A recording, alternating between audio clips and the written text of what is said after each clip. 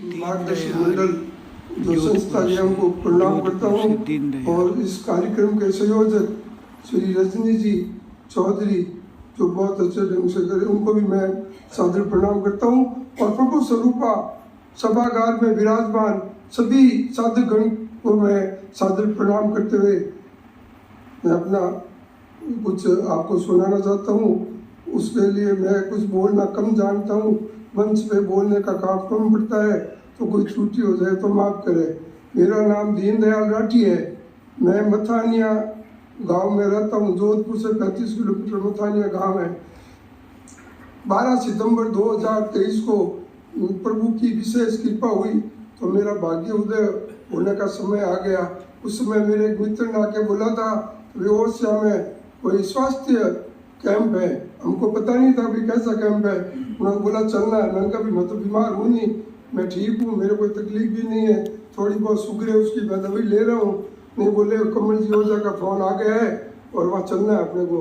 तो हम दूसरे दिन 13 सितंबर से जो कैंप शुरू था वहाँ कैंप पे गए। कैंप का वातावरण देख के और आदरणीय डॉक्टर साहब का जब उद्बोधन प्रवचन सुना तो मतलब उसमें मन लग गया पूरा। तो दूसरे दिन से सुबह 1 घंटे पहले जाना और 1 घंटे बाद में आना, ये क्रम चालू किया। 7 दिन में बहुत बड़ा आनंद आया।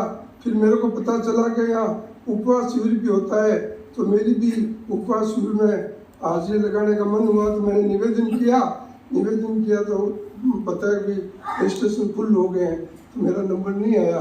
तो मैंने एकलव्य भाव से मेरे घर पर ही उपवास करने का निश्चय किया। और फिर मेरे को पता चला था कि आगे दिसंबर माह में पैदल पदयात्रा जन जागृति पदयात्रा का भी आयोजन है।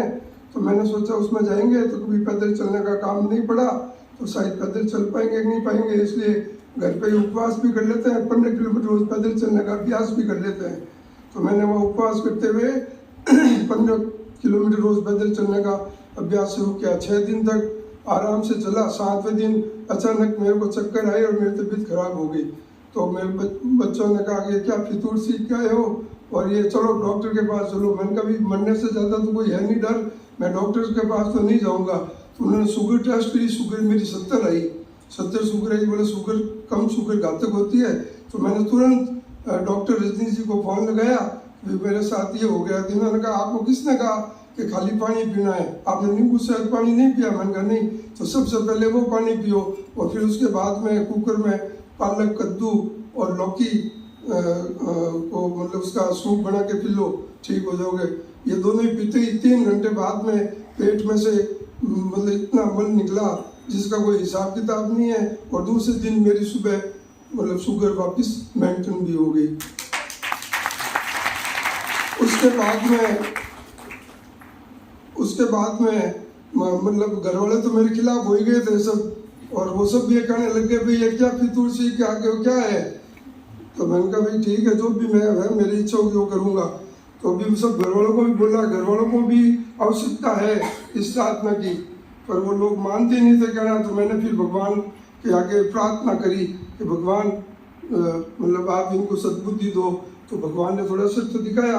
आज मेरी धर्मपत्नी भी मेरा सहयोग कर रही है साथ में लेने के लिए, और बड़ा बेटा जो है जिसको बहुत सख्त आवश्यकता है वो तो बिल्कुल शुरू हो गया है, और पोते भी कभी कभी साथ दे रहे हैं।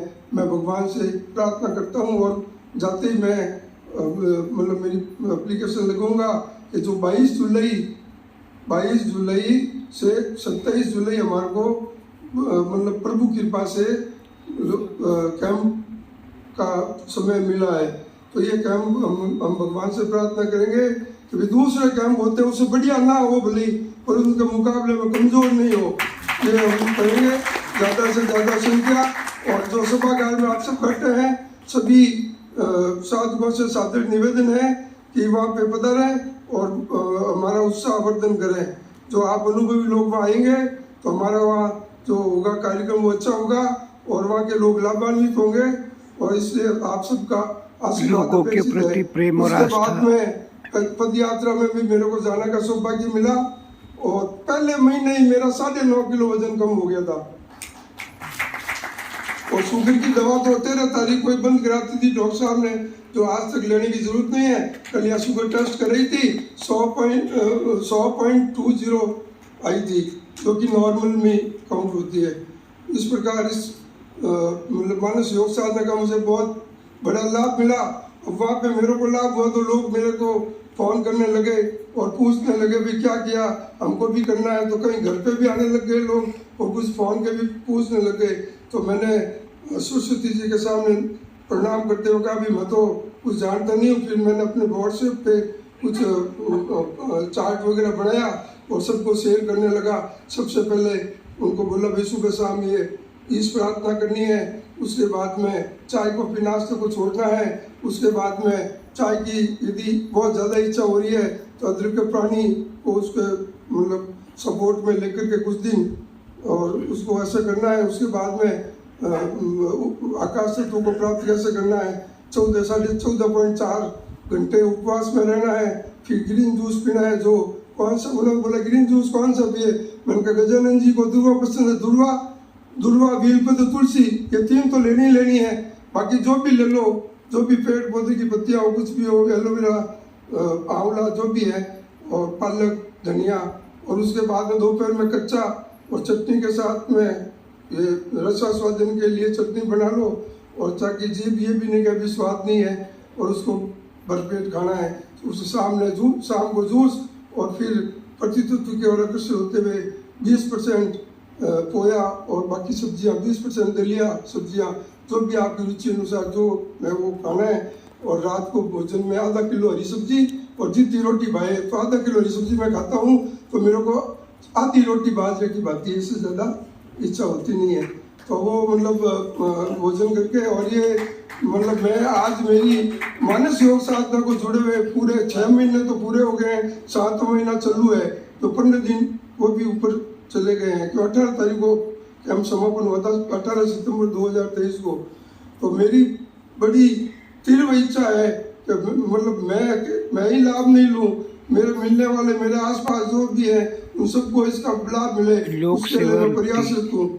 इसी संदर्भ में मैंने आदरणीय संस्था प्रमुख जी को एक निवेदन किया था कि एक प्रशिक्षण शिविर लगाया जाए, जिसमें जो भी साधक प्रशिक्षित होना चाहता है और प्रचारक निकलना चाहता है उसको मौका दिया जाए।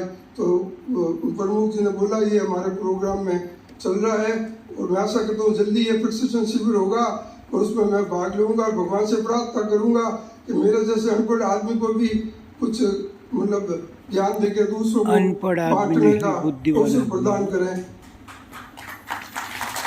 मैं बहुत ही प्रभावित हूँ। मैं हिसार कैंप में भी गया था, वहाँ भी जो साधकों का देखा तो मेरे को बड़ा आनंद आया। जहाँ भी गया वहाँ पे मैंने यही कोशिश की कि भाई यहाँ पे जो कैंप हुआ है इसमें कुछ और सुधार करने से कैसे हो सकता है, वो सारी प्रोग्राम बना के। और आपसे आशीर्वाद मांगता हूँ कि मथानिया का जो कैंप है वो मतलब उससे लोग भी लाभान्वित ज़्यादा से ज़्यादा हो और कैंप एक बढ़िया अच्छे तरीके से हो जाए। ये सब लोगों का आशीर्वाद अपेक्षित है।